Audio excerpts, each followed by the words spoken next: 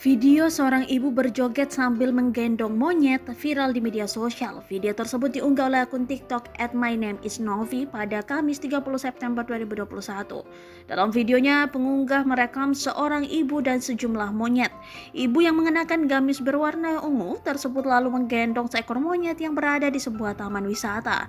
Perempuan itu kemudian berjoget sambil tetap menggendong monyet. Setelah melakukan aksinya, ibu itu lalu melepaskan monyet yang digendongnya.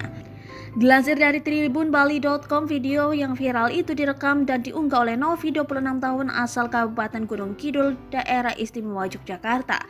Ia merekam videonya saat di objek wisata Sangeh, Abian Semal, Badung, Bali. Diakui Novi, perempuan yang menggendong monyet itu adalah sang ibu mertua Sutima. Ia mengungkapkan saat itu ia dan keluarga sedang asyik berfoto. Di sana itu memang banyak monyet-monyet gitu, jadi awalnya kita lagi foto-foto, ujarnya dilansir dari tribunnews.com pada Rabu 20 Oktober 2021. Selanjutnya mereka mendapat informasi bahwa monyet di sana sering menghampiri pengunjung.